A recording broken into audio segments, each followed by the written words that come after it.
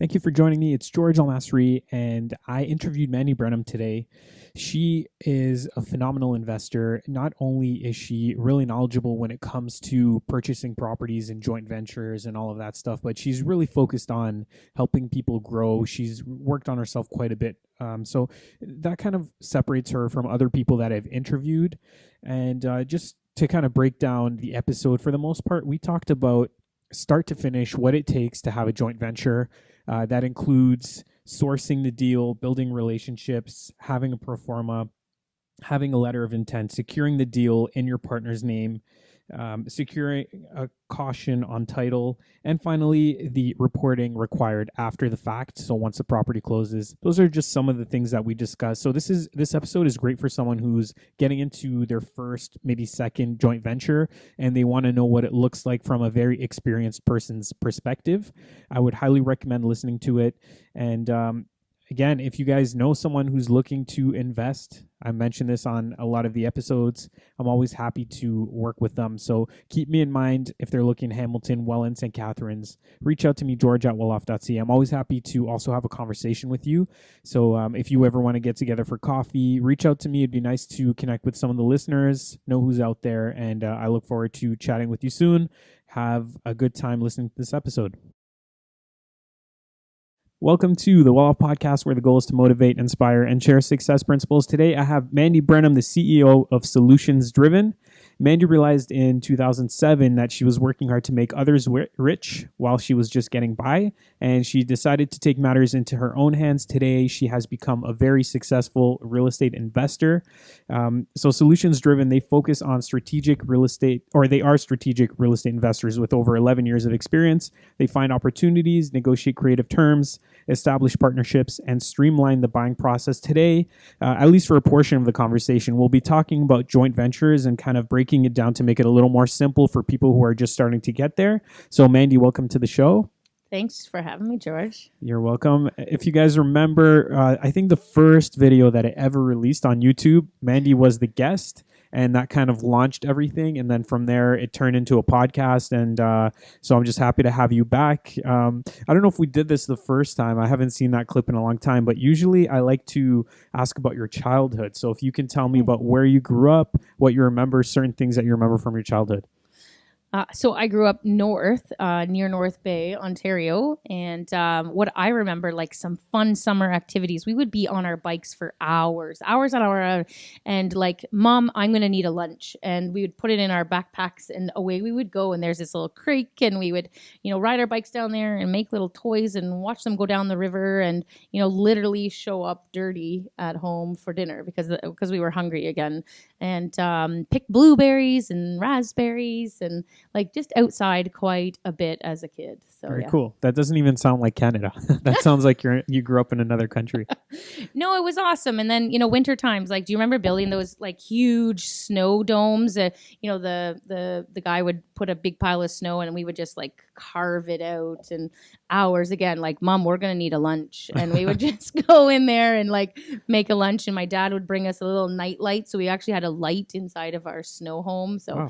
Yeah, it was fun. Just, outside a lot. That sounds very cool. I never did anything like that. We used to build snow forts and throw snow at each other from across like a war zone. Yeah. Yeah. Road hockey, right? It can kind of, yeah. It's fun. Okay, very cool. So let's get right into it because there's a lot to share today. Obviously, today you are known as the JV Queen. Yes. And you do a lot of that sort of thing. You're very active. You own a lot of real estate yourself. Can you kind of walk us through what you're focusing on today? Yeah. So I actually I'm going to pledge an allegiance or that there is a lot of money out there that doesn't know how to best be put to use. And I actually feel that we have a duty, people who are building their real estate education, to be able to be somebody that money can turn to in a trusted way to be able to put it to work. And so when you actually kind of get over the whole mindset of, oh my gosh, I need money, and then you realize that the money needs you just as much as you're attracting the funds. The funds are looking for a very high quality place to be able to be put, trusted, with people who have the same values and ethics and timelines. And so, yeah, I realized that I had a bit of a duty to be able to put people's money to work in the real estate industry. So I do believe that everybody needs to have at least a piece of real estate or two, one per child kind of thing, to be able to diversify their investment portfolio. So I'm encouraging everybody, yes, you have RSPs and stocks, some cash, mutual funds, maybe some GICs, but everybody needs real estate. And so I thought, but not everybody can get educated the way that I got educated, and not everybody has the motivation behind the real estate like I do. And so I just was like, I'm going to be the one, a go-to person for somebody to be able to invest in real estate without having to take the time to learn about it and the time to manage it and the time. So I removed the time factor. Mm-hmm. Exactly. So your role is very different from the people that you're working with. Do you want to talk about what you do and what your partners typically do, what their responsibilities are? Yeah, sure. So the easiest breakdown of a joint venture relationship in my eyes, I look for somebody who can qualify for the mortgage, somebody who brings the down payment, capital, so down payment capital, closing costs, carrying costs, and the renovation costs. I need somebody who will maintain their credit so that, in 3 years or 5 years or 6 months after the renovations are done, we can refinance. So I need, so if somebody's in the middle of retirement and they're not going to be able to qualify in 3 months, well, then maybe they're not going to be necessarily the best suited partner. Somebody that's going to stay in the country, so not necessarily somebody that's, moving all around. And then what are my roles? Well, pretty much everything else. So I will source the property. I will do the market research. I will, do the Proforma, run the numbers, make sure that we meet zoning and bylaws, come up with the vision for the asset, what it is we're going to do with it, oversee the property management, oversee the project management, bring in my strategic partners to be able to make sure that we're getting into the right mortgage product, the right, have the right insurance on the property, liability-wise, and then kind of sit on it. So I'm the person that assists with the dash of real estate. So there's I bought it in 2007 and I sold it in 2017. But the dash is where the wealth is built. The dash is where you have to deal with tenants and have to deal with winter frozen pipes and have to deal with, all that stuff in between. And in the real estate world, there's a lot of people that just like to think about when they buy it and when they sell it. So what I look after is the time during the dash. Okay, very cool. Yeah, you do a lot of stuff and you've helped a lot of people along the way. For the listeners that are maybe just getting into their first joint venture and that are just starting to understand this whole process, can we break things down into a couple of steps to see what it looks like from start to finish? We've got a couple points here that we kind of quickly discussed. So we were talking earlier, you said the first thing that a person should do is source a deal. So can you talk a bit about that? Yeah, I want, let's even just kind of like paint a picture of who that person would be. So, hey, I'm 24 years old. I'm keen. I just finished school and I'm kind of in my job going, there's got to be more to the next 25 years than me doing what I'm doing. And they've kind of looked around and they've seen that some of the senior people at work or, some of their friends are driving different fancy cars or however that is. And they're like, what are you doing? And so they've got this piqued interest on real estate. And then, but their hold up or their mountain right now would be the financing. And so here's this, say 24-year-old, could be, gosh, a 34-year-old who's like, I am done in my job and there has to be more. Okay. So I'm trying to paint this picture of the pain point of somebody. I want you to start to become a real estate expert. So I say source a deal. I want you to start to be able to see what are the deals that are out there? What are other people doing? What is a good price? What is a good market? Where do I go? Start attending these networking meetings, start to find mentors and, fellow investors that you can turn to, that you can, send an email to and say, hey, can I come check out your project? Somebody that you can, bounce ideas off of. Somebody that you can ask, hey, who is helping with your financing? You have to start to set up your power team. So all of this stuff, other than time, doesn't cost anybody any money. And it, I guess I kind of in that first phase. So in the step number one is being able to know what a good deal looks like sourcing your properties. But it's also kind of my way of being able to encourage people to find the excitement about real estate. Why would that money turn to you? Having the drive to be the working partner, have the enthusiasm about why this asset would be even a good one to be able to potentially offer to a partner.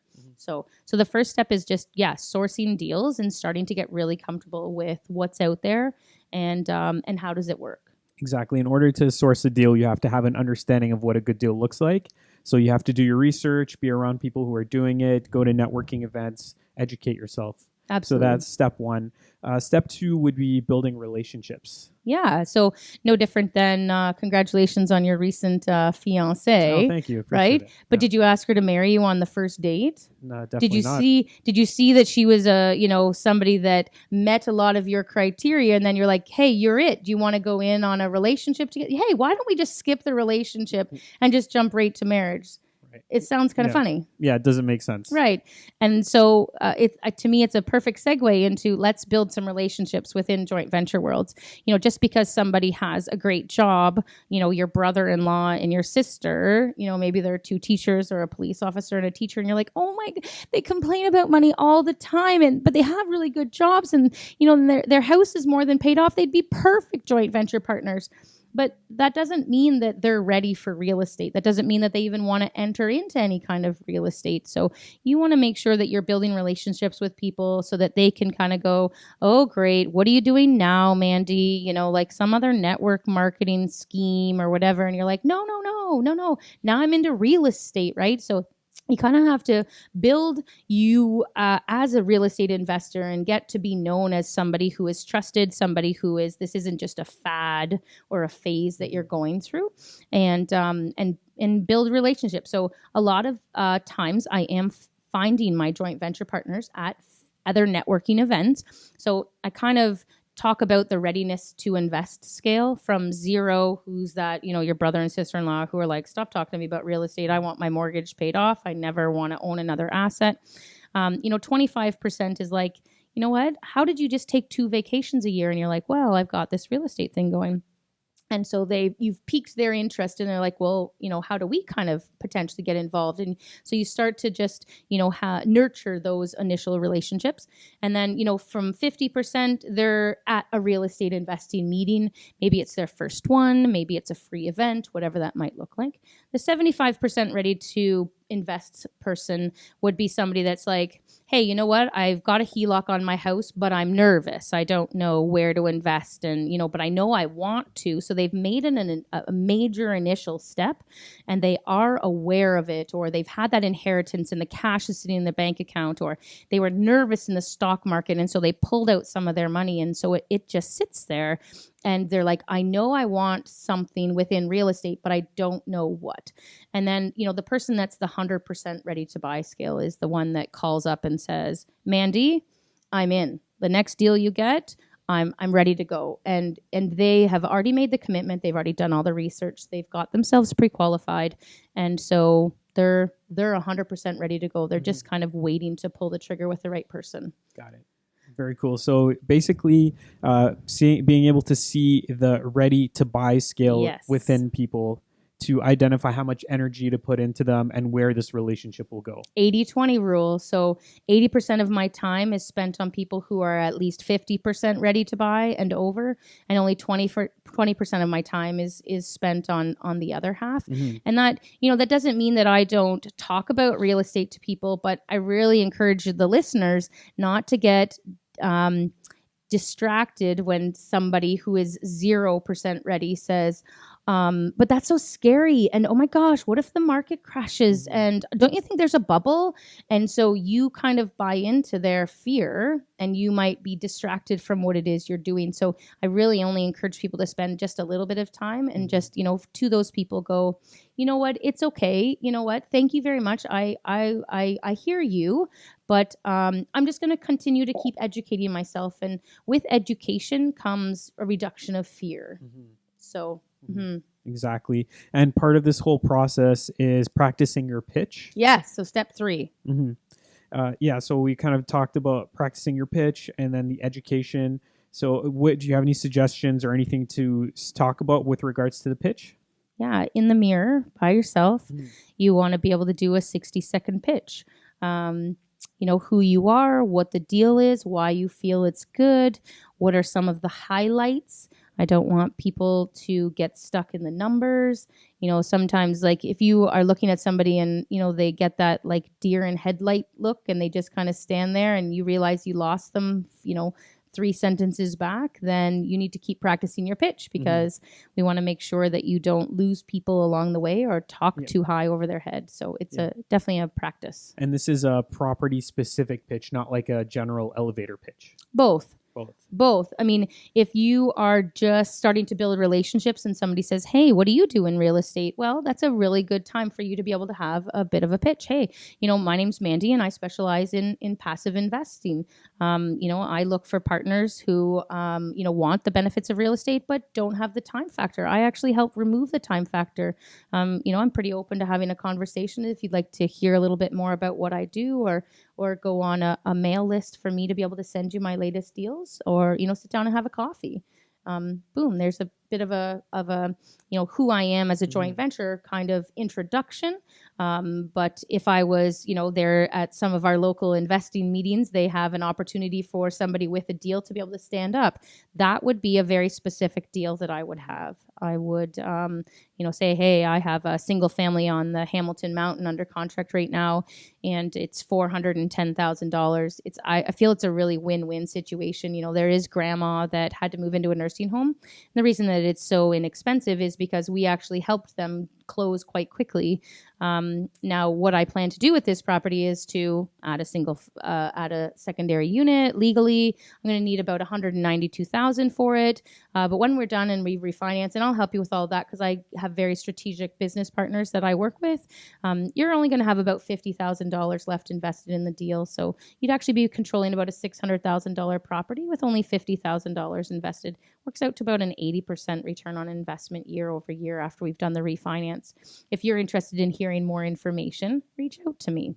So you get really good. I want you to, and this is like literally people, look in the mirror and start to say it to yourself.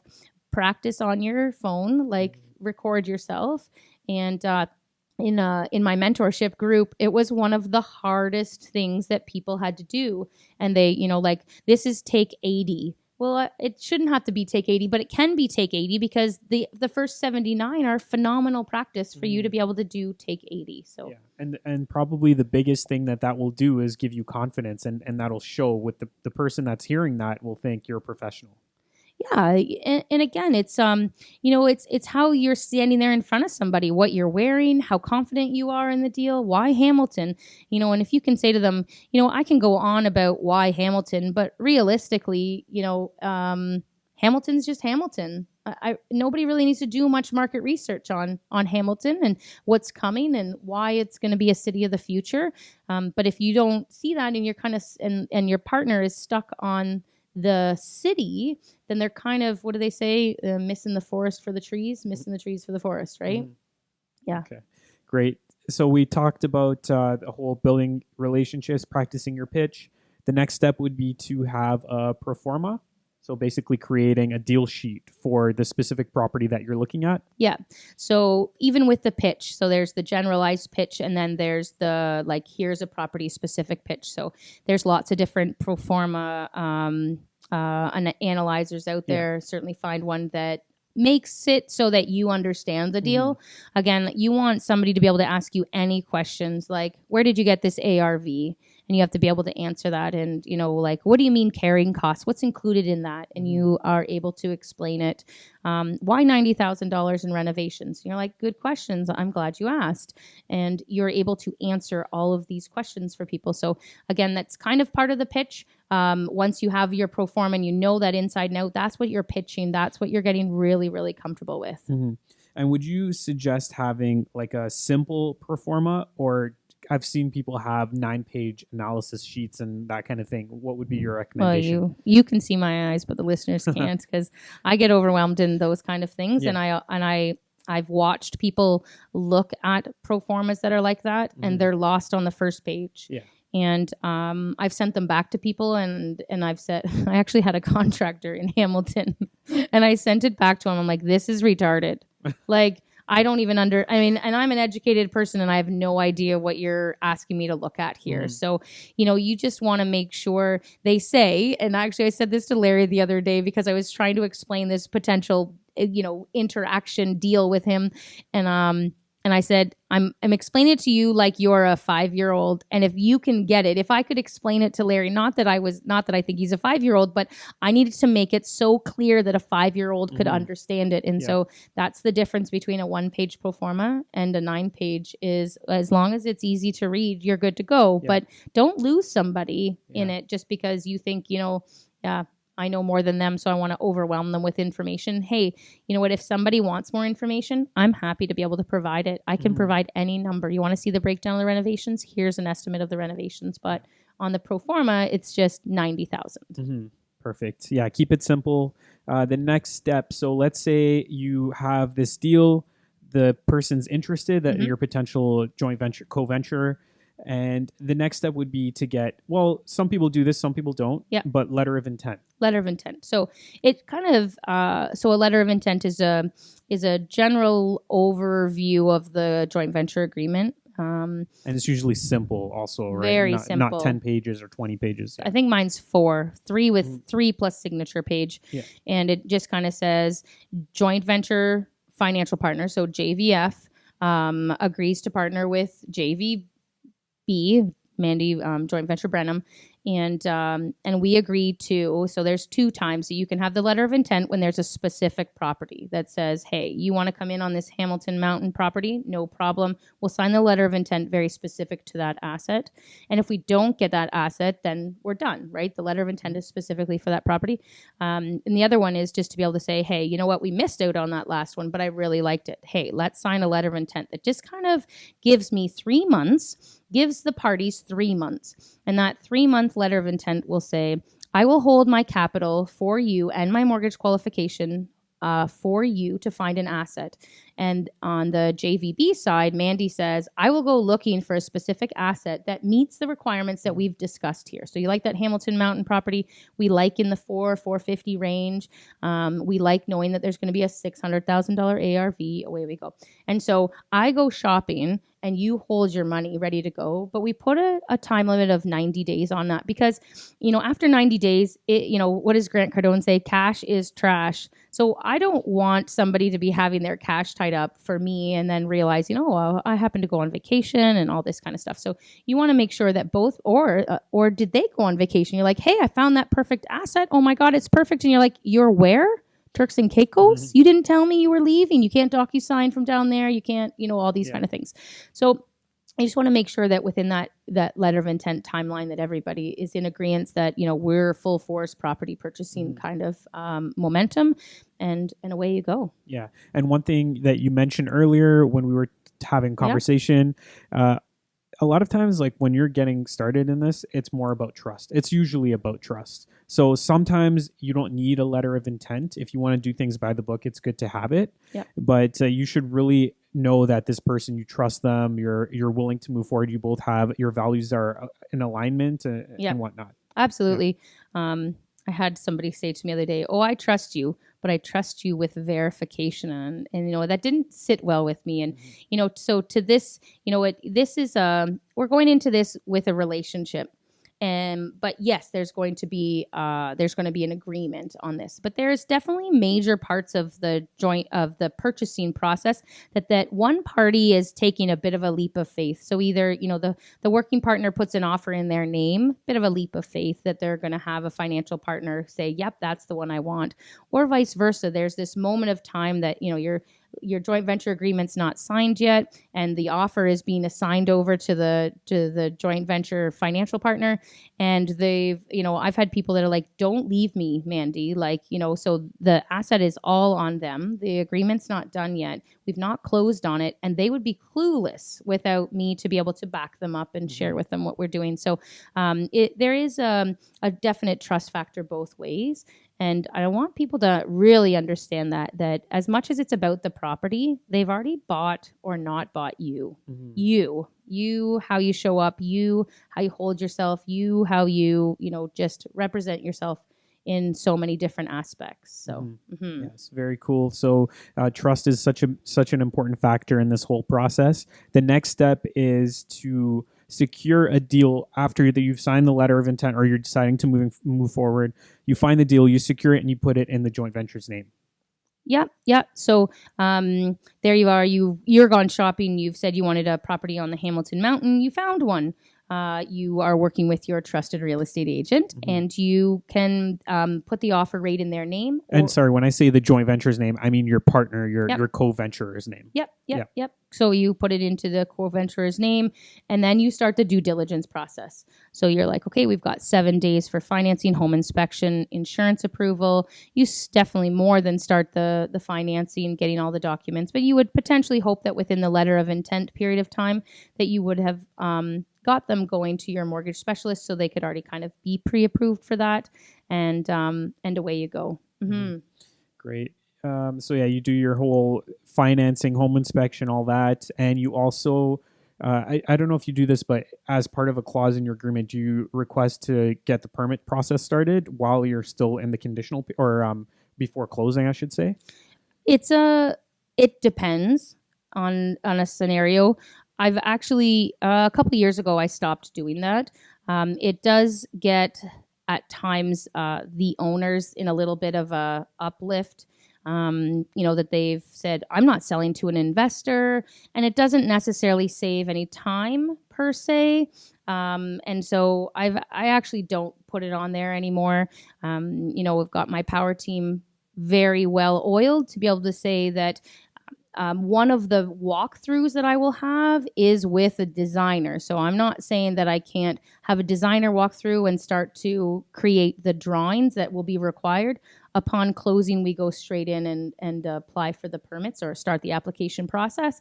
But I don't need to start the application process prior to. I mean, if it's going to be a 6-month close and the sellers are very aware that you're, converting it and it's vacant and they really don't care what you're going to do with it.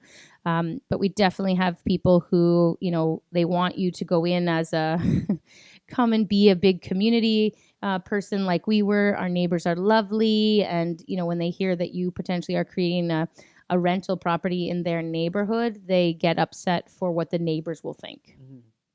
Right. Yeah, so it's a case-by-case basis, but for the most part, you don't necessarily start with the permit process until the closing date. Yeah. Yeah, and it's something you mentioned that's really important is to have a power team in place. That includes having the right realtor, having the right mortgage broker, because they have to know about the refinancing, having the right contractors and all of that. So insurance brokers, yes. Lawyers, accountants and bookkeepers definitely need to be on your power team so that, you can flip over and say, hey, we're going to be starting a renovation. Here's a new Dropbox for all the receipts for 123 Main Street. And, just being as organized as possible and, quick introduction to be able to say, hey, this is my new joint venture partner.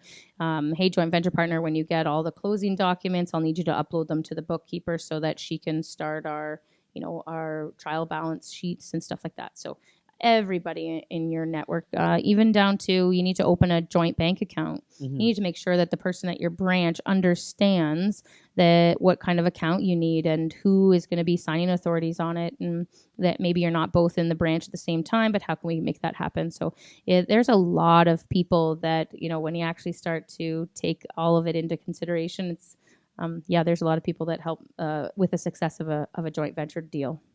And it's easy to get overwhelmed by all of this. You're going to learn along the way, and you're not going to have everything done right, but hopefully you can just add a few pieces here and there and just get to the point where Mandy's at basically at this point. My first joint venture partner, we still smile and laugh at it today, but he was one of my biggest teachers. He probably asked me hours of questions, and I'm happy to be able to share. So it's Doug and Anna Scott, who are super successful investors themselves.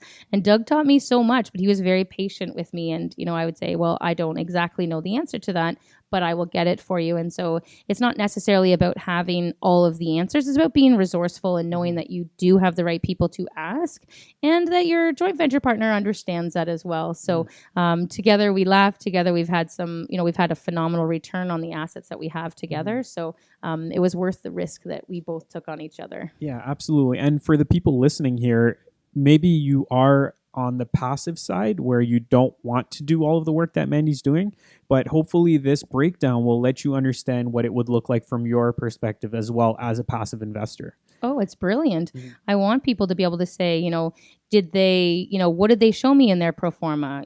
Did they talk to me about ROI? Did they talk to me about what's a backup plan if the renovation budget goes over par? What is a backup plan if there is, water leaks and mold and whatever behind the existing drywall in the basement when we go to remove it?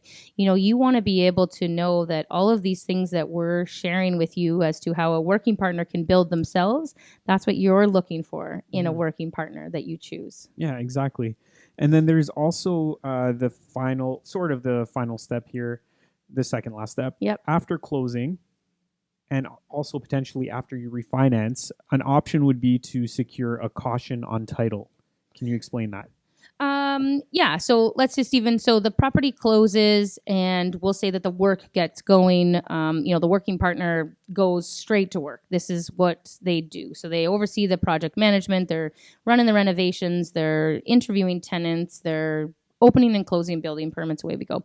And then once the refinance is done, if there is a refinance, if it's a turnkey property, then this can happen quite quickly.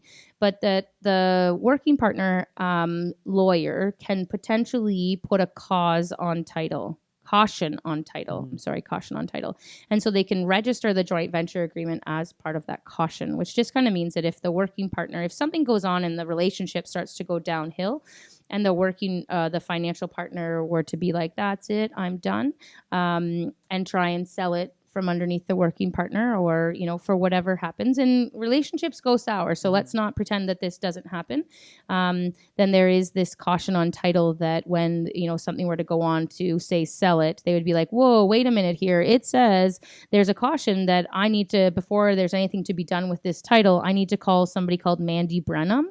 And so there would be, a red flag right there. Yeah. And that would show up if you're refinancing as well. So you have to be careful. We didn't really talk about this, but typically the passive partner is the one that's on title, on the mortgage, all of that. So sometimes the active partner doesn't show up as part of this whole process. Absolutely. Let's be clear on this. I do not put any of my own money in the deal. Zip, zero, zilch. And that's okay because the value that I bring is equal to the amount of money that I ask my financial partners to bring. But I do ask of my financial partners, I think I kind of outlined this in both the roles, is I'm looking for somebody to be able to qualify for the mortgage, go on title. So my name is not on title anywhere. And this is very legal. This is taught in RAIN. This is taught in Keyspire. This is taught all over. So there's definitely, this is all above board. But no, my name does not appear on title anywhere. And it doesn't appear on the mortgage. Yeah. Yeah, and then after all that's done, so you basically accomplished this whole ordeal with the joint ventures, and you're gonna pretty much report from that point on. So you agree on a certain timeline with your co-venturer. You tell them potentially quarterly reports, and you just carry that through until the day where either someone buys the other person out, or you sell the property and you move on to the next thing. And again, you make that sound pretty regular. Once a property, and if anybody's owned a property for the first little bit, let's even just talk about your first primary home. Do you remember the first time you got that payment? You're like, oh my God, like the mortgage is due in 30 days. And you're like, I need to make sure I have money in there. And the first 3 months you think about it. And then, the rest of the time it just kind of happens and goes and goes. And so, in real estate, we talk about the stabilization period of an asset. And I would say that post refinance, so whatever the term, however long it takes to refinance, that's certainly not a stable period. It's certainly not stable. Once the refinance happens and we've got tenants in place, we've got a standard mortgage that we know is going to come out every month, insurance has been paid, we know when the bills are kind of coming in, then the property starts to stabilize. So for the first little bit, yeah, it's great to be able to know what the quarterly statements are. But I just, super nicely, I probably do it for I do yearly reports. Mm-hmm. If somebody wants to know what's going on, we can open the joint bank account. It's very transparent, actually. They can see it. I can see it. What's gone in, what's come out.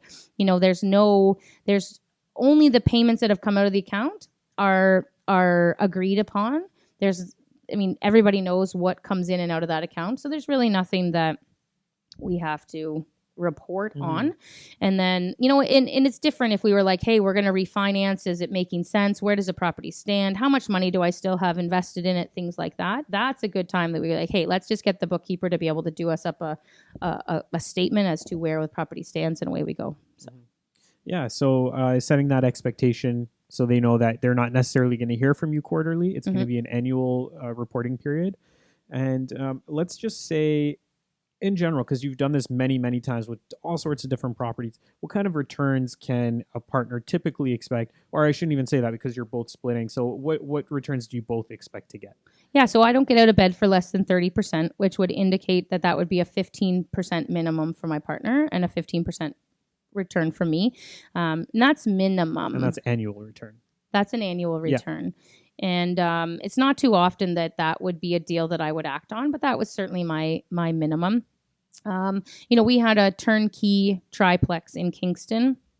I think it was a 42% return on investment. We'll say $1,250 a month cash flow. So like right up front, my partner is taking $600 instant cash flow. So even though she has $100,000 and it's not a sexy burr model, anything like that, phenomenal return. So yeah, I mean, every property is different for those high ROIs. Like, this Hamilton Mountain duplex burr right now, it's about 80%. I think I want to say 79. We'll round it to 80% return on investment. In total.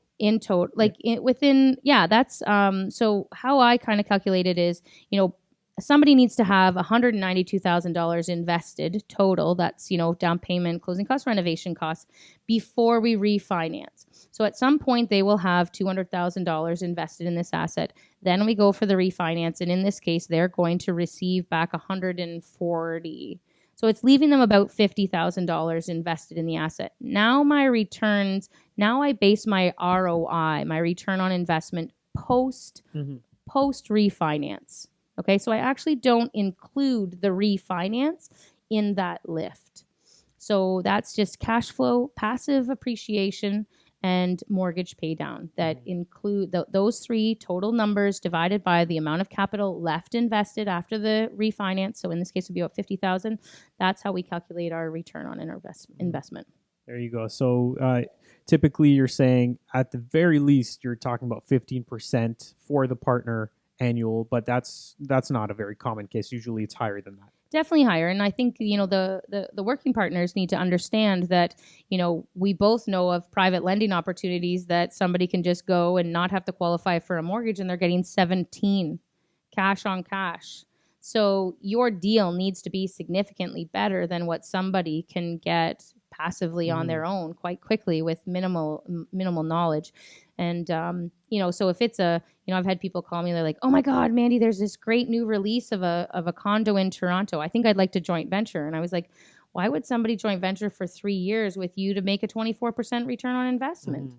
Now if it's exclusivity and somebody else wouldn't have an opportunity to be able to buy into that, then yeah, I get it. If we're talking family and one can qualify and one puts the money down. So, I mean, I think the other thing, George, let's just be super clear on this, is there's many ways to split a joint venture. I'm certainly sharing my model. It's a business model. It is a growth-oriented model. It's a model that to me is win-win. Not everybody understands, why I would receive 50% of the deal for not having to put in any of the money.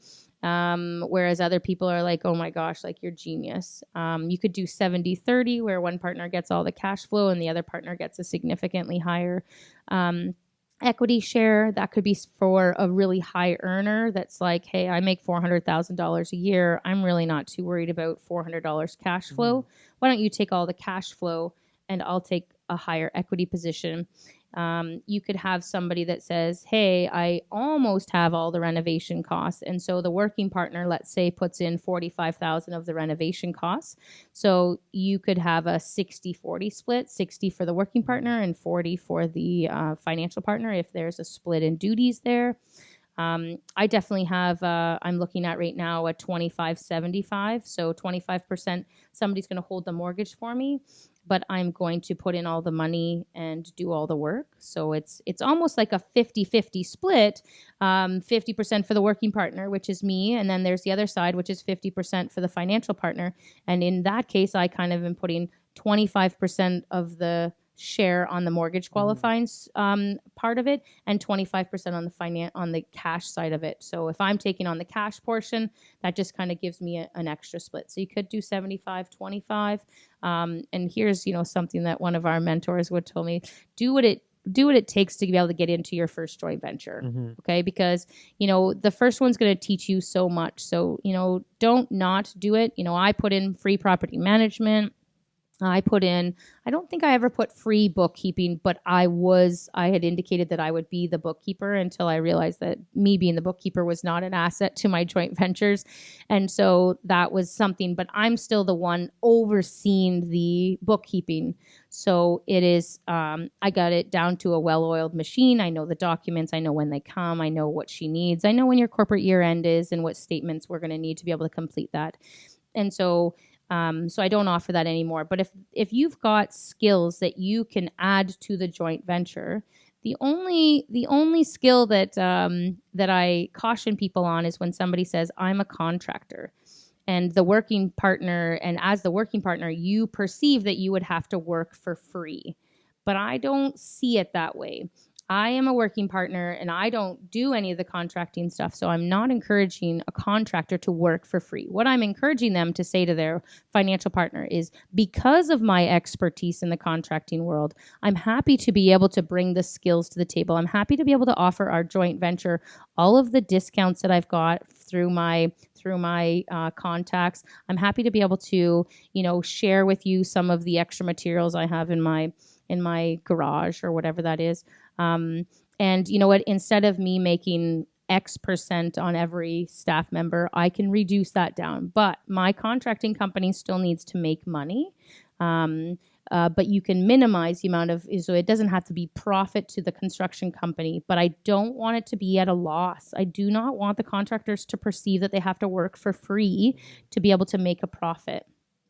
Yeah. Here's one other thing. Sorry, I'm going to on this contractor note, because I actually feel for them. I do not joint venture on flips. If I want to do a flip, and so because there's a lot of working partners or a lot of financial partners that'll say, oh my gosh, the next flip you do, Mandy, I'm in. Like, I'm happy to be able to do that. And I don't do that because if I want to be able to share profits, like that's a big deal to be able to share profits on a flip. I'm happy just to borrow a private money and keep more of the profits for myself. So if a deal is so good that you are like, oh, that partners want in, I really want you to make sure that you are evaluating it correctly and choose, do I want a joint venture partner in this opportunity, or do I just want to borrow private funds? Make sure that it makes sense to be able to do a flip. So again, I do not joint venture on flips. Now, don't get me wrong, I will do a short-term joint venture, which is maybe 2 years, and then we oh my gosh, the asset has gone up like crazy and we sell it. That's fine. I'm happy with that, but the anticipation is not just a straight flip. Yeah, and that makes sense. I can understand why you would go with a joint venture on a long-term buy and hold, because obviously the banks kind of limit how many properties you can have, so it helps with your growth. But on a flip, if you're using private funds, it might be a little bit cheaper for you than to split the deal 50-50 with a partner. No. Okay. What? No, I'm saying don't flip a property with a JV. Yeah, that's what I'm saying. Yeah. It's cheaper to get private funds. Yes. Than to split the deal with a JV on a flip. Absolutely. Yeah. Mm-hmm. Okay. Yeah. I'm confused with that. Sorry. Yes, absolutely. Yeah, because private financing, let's just even round it to 20%. So the max that you'd have to pay somebody is 20%. I mean, and I could probably super high level some numbers here, but I don't want to confuse the listeners. So, if you're at the end and the profit is $40,000, and you're splitting that 20 and 20, and you kind of realize that you could have done that with private money, and you would have ended up with you could end up with more money if you did a flip using private funds. No joint ventures. Yeah, exactly. Yeah. Okay, great. And before we move on to the next section, I want to ask you one more thing. Uh, Obviously, what you're doing right now is helping you build wealth. Mm-hmm. And are you at the stage right now where you can live off of, I don't know, like what's your plan? Are you going to live off the cash flow that your portfolio is producing, or do you have another plan in mind? I'm still growing. Yeah. So definitely not finished. Again, like I do feel right now, like Girl Guide duty, that I have a duty to be able to get money working for me. And now that I know what to do, it's almost like that first responder that if you have CPR, you have this like unwritten oath that if somebody's not breathing and you know CPR, that you're going to help them. Well, I kind of have that same ability now that I know how to put money to work, securely in real estate with all of the, the tactics that I've learned. I'm going to keep doing it. So, I mean, I would tell you that I'm still too new. 5 years with a major real estate portfolio, and many of my properties, like 19 properties this year, they're not stabilized yet. Mm-hmm. They're not done with the renovations. They're not refinanced. They're not tenants up and down, and so it's a chunk of time before you get really stable. So I mean, on paper, my cash flow would be appropriate, but yet it's not there every month. A furnace goes, or a fridge goes, or you've got a roof that we say, hey, you know what, we're going to need a roof in the next 2 years. Why don't we just accumulate cash flow? No problem. I think it's really smart, and I think it's a great conversation that as joint venture partners we can have, but that just kind of means that that's the portion of cash flow that's not coming to me. And that's okay, because it's also a chunk of capital, a cash call that I don't have to bring out of my own pocket. And so, I want to say that, within 10 years, I'll be comfortable. I can see myself being, on an international stage sharing about the duties of people to get, money working for them within the real estate industry. So, yeah. Okay, very cool. So it kind of sounds like you're at one point going to live off of cash flow, and because I know some people, like Geary Hibbert was recently, he should be the episode just before this. He was talking about how he liquidated half his portfolio, and he's doing private mortgages with the sales proceeds, and kind of living from the cash flow generated from that process. Well, I think, again, our mentor, Mark Loeffler, there's certainly a breaking point. You want to make sure that you have assets, and you want to make sure that you have, something that puts food on your table. And, I certainly am painting an accurate picture when I say to potential people who want to be like Mandy, who want to build a large portfolio using joint venture money, that there's not a ton of cash. And, so if that's your spouse still working, or if that's liquidating the odd asset, or if that's you doing a flip on your own every once in a while on top of the joint ventures to be able to continue, there's definitely a balance, and it's not easily found right off the bat. So if you're a real estate agent and you make money through real estate, I think that's not a bad thing. If you are a mortgage broker and you're making commission, insurance person that's doing some commission, that's great, because the cash flow will come, but I would tell you, 5 years to be able to stabilize a portfolio, especially if you're in growth mode of that portfolio. Mm-hmm. Okay. Very good. So let's go on to the next part, which is the random 5. I don't even remember if we did this last time we got together, but 5 random questions, and you just let me know the first thing that comes to mind. What's the first movie that made you cry? E.T. Just right away, you knew that was the one. Yep. I think that was the first movie that I ever watched in the theaters too. Okay. And there's E.T. Go Home. I was like, I was classic. Yeah, for sure. Okay, so you remember that moment. And what song do you most associate with your childhood? Lady in Red. Lady in Red. I don't know. It's just a super slow song. Probably one of the first songs I remember dancing to in like grade 5, when you were like holding the guy at the hips and he was putting his hands on your shoulder, or vice versa, and kind of trotting around. Yeah. So it was the first time you got intimate with someone. Okay. What's your opinion on fate? Fate. I believe that there's, that there's a bigger purpose out there that nobody really understands, and that life happens for you, not to you. Mm-hmm. And so, you're creating your destiny every day as you wake up and make the decisions, and, are on purpose, and act with intention. Mm-hmm. Okay, very good. When have you felt most proud of yourself? Ooh. January of this year, 2019, I was on the top of Kilimanjaro. Oh, very cool. Yes, it was one of the most physically daunting days of my life, probably just because it was very draining. And we climbed for about 7 hours, arrived at camp, and then they kind of said about 5 o'clock, okay, go to bed. We'll wake you up at 10. So you kind of have like potentially 5 hours of sleep, except nobody sleeps at 5 o'clock. And so they wake you up at 10, and then it's dark and cold, and you start to make your way up the hill. So we started our ascent at 11 p.m. and I got back to my tent at 10:30 a.m. Wow. So Okay, so that was to the peak and back down? peak and back down. So about 12 hours. Yep. Wow. Yep. Yeah. Very cool. It took us about, I think somebody said like 7.5 hours to get up, 8 hours to get up, and then the rest of the time just coming down. So it's really slow. But I mean, I was not having fun. It is mentally hard. It is physically, with the altitude, difficult. Not physically as in could your body do it? Like you could walk. It was really slow walking. But yeah, and just to be able to get up there was very anticlimactic. You know, you're up there and you're like, can we go now? Like, I'm done. I'm cold. It's crazy. But yeah, you know, you come back down, you're like, holy crap, what did we just do there? It's hard to breathe, right? When you're up there? Is it a little bit more challenging? You're just really tired. Like, and yeah, you're just taking your time, slow, pole, pole. Yeah, slow. Okay. Well, that's awesome. Good for you for accomplishing such a big thing. Thank you.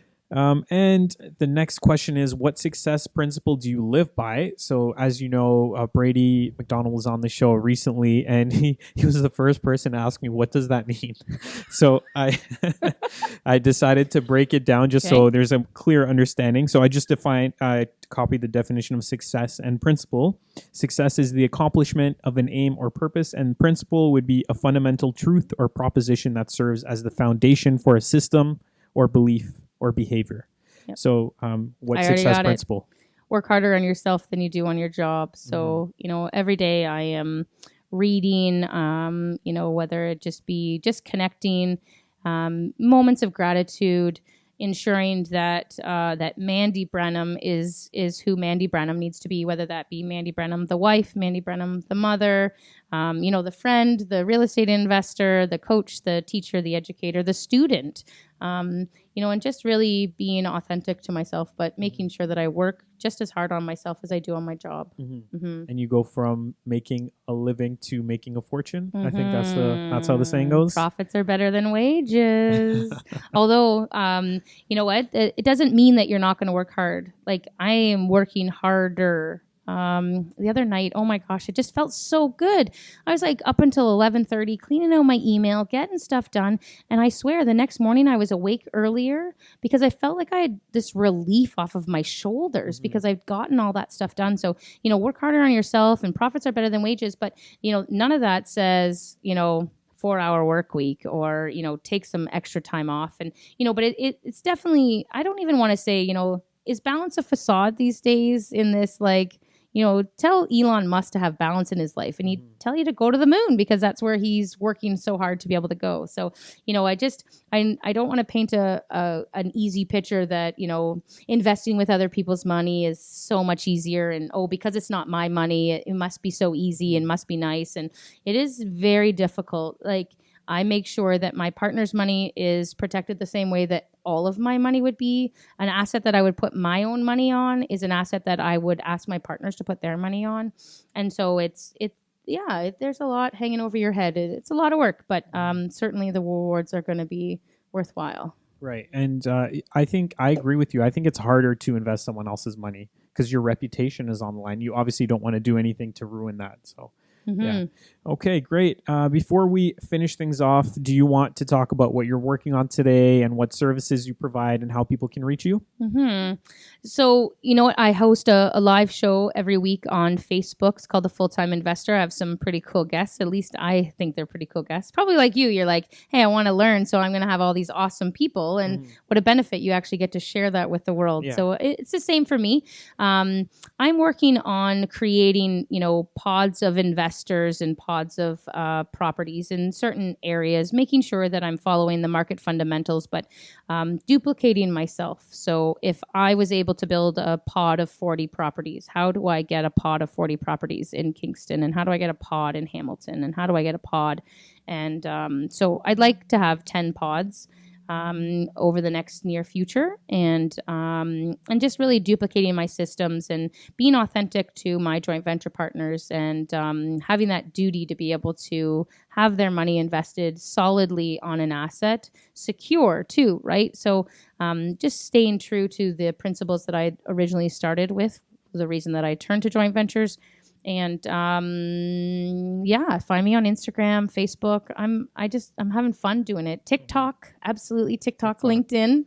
Isn't TikTok for younger people, like really young kids? Go check out Gary V. He's telling you that if you're not on he? TikTok and LinkedIn, you're missing out on something. And oh my God, the belly laughs that I have when I'm watching some of these TikToks, it's hilarious, just hilarious. So if it's just for kids, I'm telling you, you need to go do it and be a kid for a little bit. Well, I've heard of it, but I never looked into it. So that's something interesting to look at. Mm-hmm. Very cool. Okay, so how do people reach you? You said Instagram, Facebook, mandybranham.com. I have a group on Facebook called the 7-Figure Canadian Real Estate Investing Group, and super high level conversations that are kind of going on in there. And I'd be happy to have listeners come that way. info@mandybranham.com. Mm-hmm. Great. Well, thank you so much for your time. Just as a quick summary, we covered a couple things, but we did break down the steps. The first one was source a deal, build relationships, have a Proforma and a specific deal, letter of intent, secure the deal with your partner's name. After closing, you can secure a caution on title and then reporting after the fact. So thank you for everything, and I look forward to seeing you again. Thanks, George. Thanks for listening to this episode. I hope you enjoyed the content. And as a valued listener, I'm giving away a sample letter of intent. This letter is used once your potential co-venturer expresses interest in working with you. It outlines the general structure of the deal and intentions of both parties. You could visit www.welloff.ca/letter to receive your free copy. www.welloff.ca/letter.